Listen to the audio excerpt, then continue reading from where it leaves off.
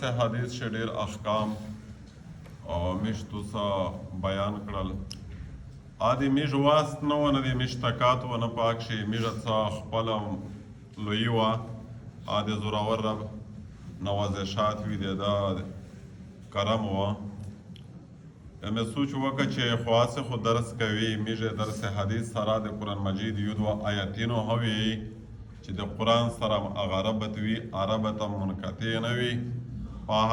قرآن آیاتی سرا و سرا واقعات قصاصا شان نزول شان ورود واقعات ادغی تذکرہ وہاں کیجی نو دا شای میشتو سوال نه ویلی وی کل په شروع شه چې میشتو سو طالبون وی د احادیث او ویس خو بیا د قرآن د درس ها طالبون زنینا جوړوي چې مری ها میشه تو سه مارک خالی ماسید نشي مړه چې طالبون مړه شي ول زنینا په مرګ نه د ورسته قیمتي کی نسبت ته زون سره د قیمتي مرګ چلو دا خواصه تمهید و بنیادی قرآن شریکوي اعوذ بالله من الشیطان الرجیم بسم الله الرحمن الرحیم الحمد لله رب العالمين الرحمن الرحيم مالك يوم الدين إياك نعبد وإياك نستعين اهدنا الصراط المستقيم صراط الذين أنعمت عليهم غير المغضوب عليهم ولا الضالين اعوذ بالله بسم الله نه د ورسته ساده ترجمه کوي الحمد لله رب العالمين تمام تعریفینا شیخ و به صفاتینا دا د زوراور رب د پورا دی کیم رب چې سوتین کوي د ټول عالمی دی بیا عالمینا څوک تی میشو سوې چې خدا میشتو چې نه چې عالمینا عالم انسانون خپل عالم دی پریون زون ته عالم دی فرشتي زون ته عالم دی دغه ټول سوتین کوي رب دی دغه رب ز تعریف کا او صفات بیان هو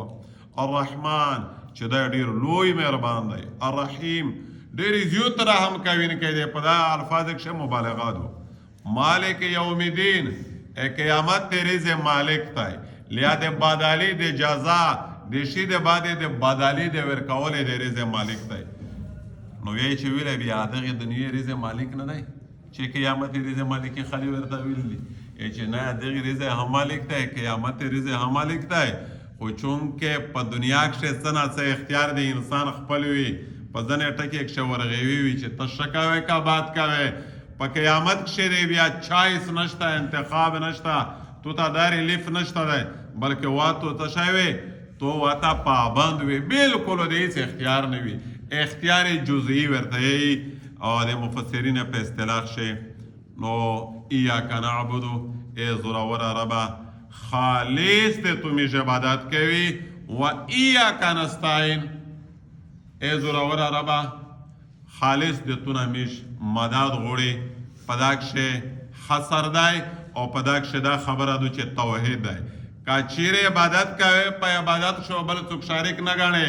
چې مطلب ایله پیر صاحب عبادت نه کوي ولې د الله کوي نه ډبلینګ ومانه وي دا کفر دی بلکې دا کیږي راتینا چلور شي په دا چوکاټینا په دا چار سجدا لګي نو دا خالین خنان دعا خو تعبدیه تصریحی دی بالکل صریح کفر دی دا سونه کې خالص ته الله عبادت او مدد کا غوړي دا سونه ورته چې خدای ته او پیر بابا تو کرامتینا غادر رسینا خدای سره په توحید او په استعانت شي شریک بل نه غړي چې نوی بیا کافر شوی بیا کافر شوی خدای سره په استعانت شي بل څوک شریک نه غړي خدای سره نه په ذات شي څوک شریک غړل جایز دی کفر دی نه د خدای سره په صفات شي او